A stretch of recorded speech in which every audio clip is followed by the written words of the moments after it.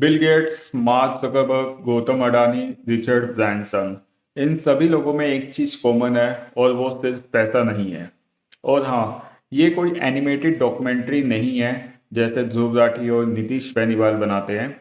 यहाँ आपको flashy graphics नहीं मिलेंगे, बट मैं प्रॉमिस करता हूँ अगर आप एंड तक रुक गए तो जितनी वैल्यू आपको मिलेगी शायद कहीं और आपको मिले। नमस्कार दोस्तों, उम्मीद करता हूँ आप और आपका परिवार सुरक्षित और स्वस्थ होंगे।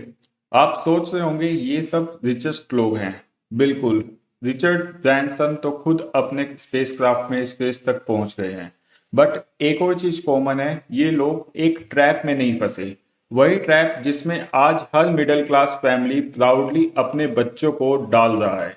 School, college, job, EMI, stress. आजकल रील्स सब चलाते हैं। छोटे बच्चे फूड कार्टिंग कर रहे हैं, कोई डांसिंग की रील बना रहा है, कोई सिंगिंग की, कोई क्रिकेट की ट्रिक्स बता रहा है, कोई गेमिंग स्ट्रीम कर रहा है, कोई कोडिंग सीख रहा है, कोई ऐप डेवलप कर रहा है। और सबसे पावरफुल चीज क्या है, ये सब वो लोग यूट्यूब या इंस्टाग्राम पर डॉक्यूमेंट कर रहे हैं। मतलब वो सिर्फ स्किल नहीं बिल्ड कर रहे, वो पोर्टफोलियो बिल्ड कर रहे हैं। आज के टाइम में पोर्टफोलियो डिग्री से ज्यादा पावरफुल है। और एक तरफ कॉलेज स्टूडेंट्स अटेंडेंस मेंटेन कर रहे हैं, असाइनमेंट सबमिट कर रहे हैं, बुक्स रट रहे हैं इस उम्मीद में कि डिग्री मिलेगी, फिर जॉब मिलेगी, फिर लाइफ सेट हो जाएगी। बट क्या ये रियलिटी है? 18 साल का लड़का तैयारी स्टार्ट करता है, 30 साल हो जाता है, 12 साल पढ़ाई, graduation, post graduation, BEd, NEET, 15 साल मेहनत, result, interview, rejection, self confidence zero हो जाता है। फाइनली जॉब मिलती है, सैलरी 30 से 40 हजार रुपए,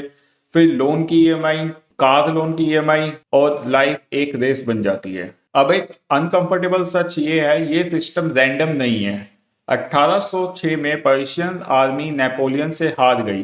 रीजन, सोल्जर खुद सोच रहे थे।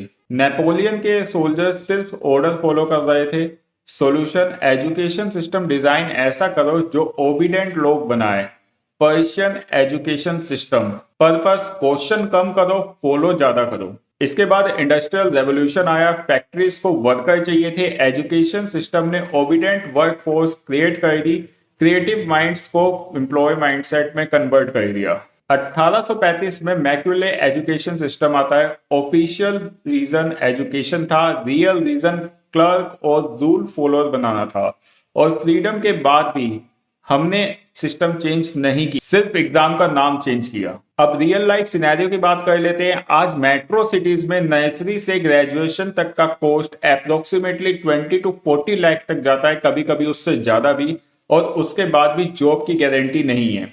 इंडिया में 65% यूथ जॉबलेस और अंडर एम्प्लॉयड है। 42% ग्रेजुएट्स अंडर 25 अनएम्प्लॉयड है। इंजीनियर्स की सैलरी इंडिया में जितनी है उससे 10 गुना अमेरिका में ट्रक ड्राइवर कमा लेता है। सो प्रॉब्लम स्किल की है, डिग्री की नहीं।